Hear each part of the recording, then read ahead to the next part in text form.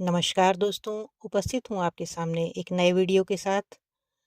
आपने बहुत सी कहानियाँ सुनी होंगी, बहुत से किरदार देखे होंगे, बहुत सी आँखों में दर्द महसूस किया होगा।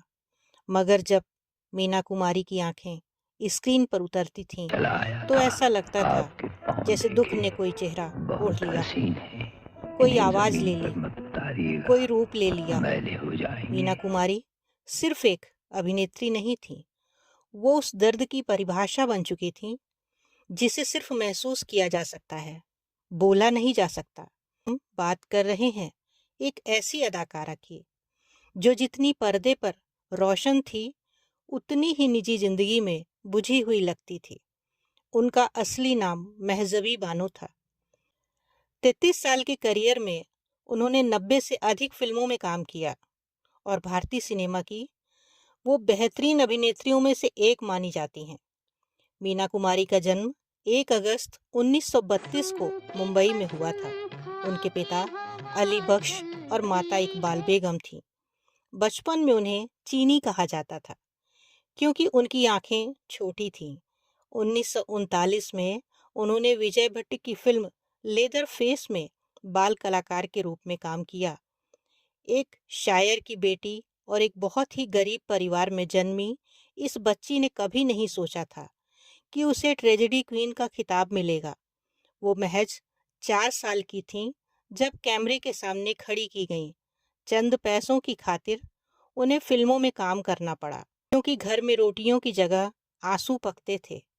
धीरे धीरे उनकी पहचान बनी और जब उन्होंने मीना कुमारी नाम से काम करना शुरू किया तो इंडस्ट्री को एक नायाब हीरा मिला। लेकिन इस हीरे की चमक के पीछे कितनी घुटन छुपी थी, वो बहुत कम लोग जानते हैं।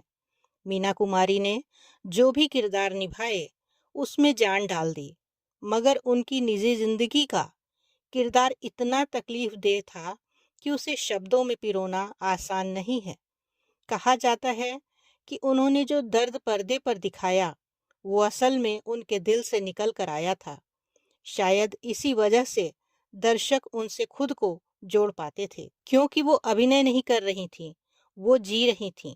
मीना कुमारी को प्यार भी मिला मगर अधूरा, शादी भी हुई मगर खाली। उनके जीवन में धर्मेंद्र आए भी और गए भी, लेकिन जो कभी नहीं गया वो था अकेलापन। शराब और शायरी उनकी सबसे करीबी साथी बन गई। उनका कमरा एक ऐसी तन्हाई की कहानी कहता था जहां दीवारें भी रोती थीं। मीना कुमारी ने अपनी शायरी में लिखा था, ए जिंदगी तुझसे हर कदम पर समझौता किया हमने, मगर फिर भी तूने दर्द दिए बेमोल। इस एक लाइन में उनका सारा जीवन समाया है। मीना कुमारी का फिल्मी सफर बेहद शानदार रहा। पाकीजा जैसी फिल्म जिसमें उन्होंने अपने शरीर से ज्यादा आत्मा से अभिनय किया, वो फिल्म जब रिलीज हुई तो दर्शकों ने एक दैवीय अनुभव का एहसास किया।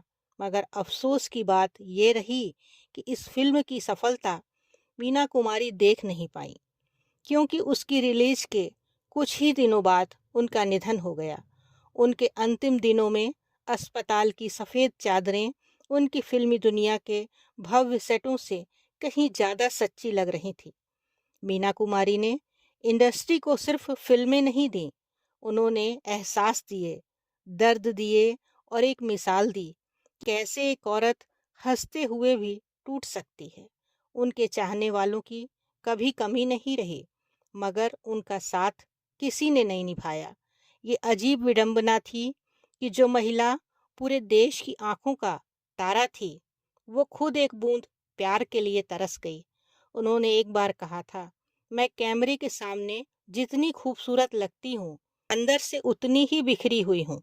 मीना कुमारी की ये बात हर उस लड़की के दिल में उतर जाती है जो मुस्कुराहटों के पीछे तन्हाई छुपाए जी रही है। मीना कुमारी का निधन 31 मार्च 1972 को हुआ।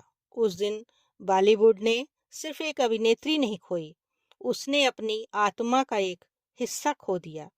वो जो हर फ्रेम में सजीव थी, अब सिर्फ तस्वीरों में कैद रह गई।